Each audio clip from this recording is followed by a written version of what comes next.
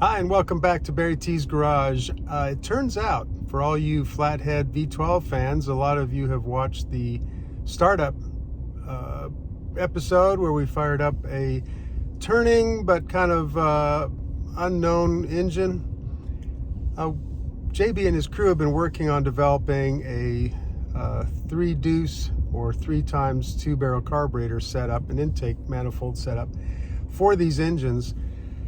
A lot of people make the comment that, you know, having one little carburetor in the middle of this long manifold for this long engine, you know, might not be ideal regardless of how the manifold's designed.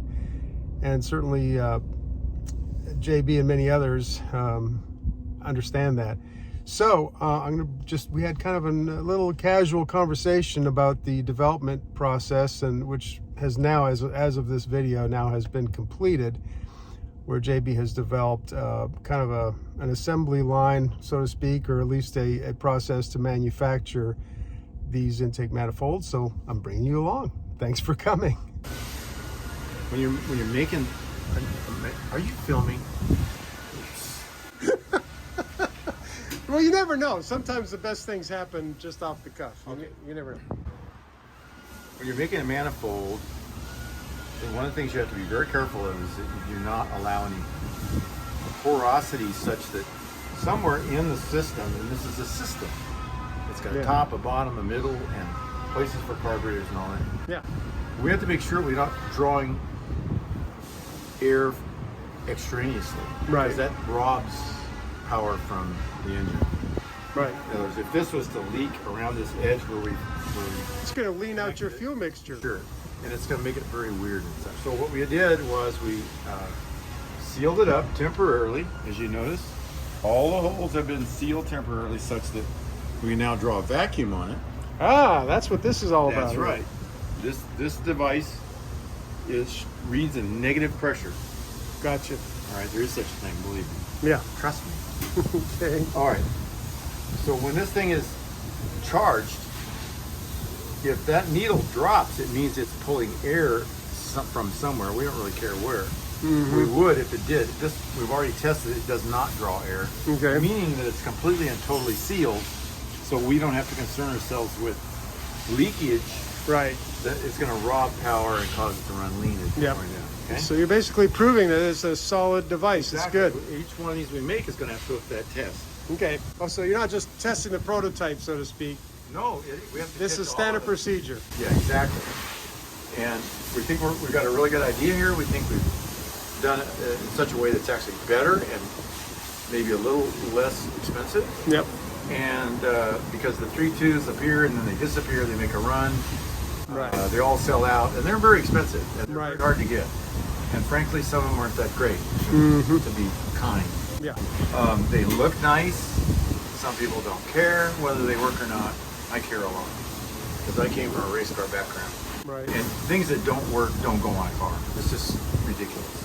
But 3.2s and multiple carbs have been overused for years in a variety of ways.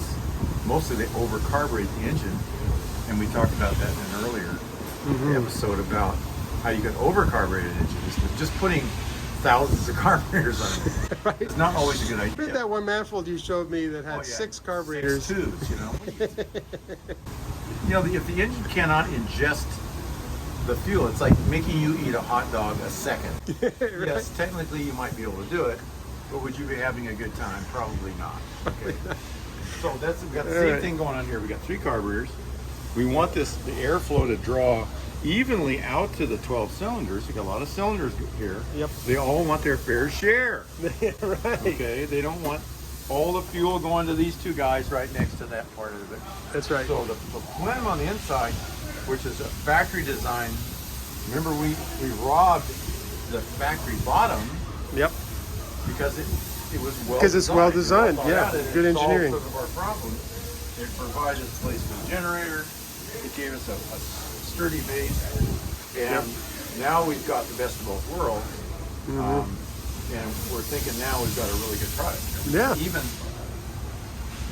paint this in chrome, or we can paint it black, or we can do some things that we probably couldn't do as easily with aluminum, for instance. So Very good. really when these are on, all you see is the carburetors anyway, and the engine. So I can look forward to a test drive with that assembled on the engine at some point. Yeah, and I think we'll be able to tell. We have a 3.2 on the 39, which Yep. is of course our making as well, and then this one is maybe an upgraded version of it. And we're trying to make it useful both from a dead stop in the mid-range and at high speed, because all three of those things now are important to people, not just bottom in because the speed limit is 35 miles an hour. Right. Now we're going 70 miles an hour. Right. It's a different world above 50 miles an hour with respect to an engine, how it breathes and how it operates. Right. Very good. Yeah. So that's that. Thank you, Tony.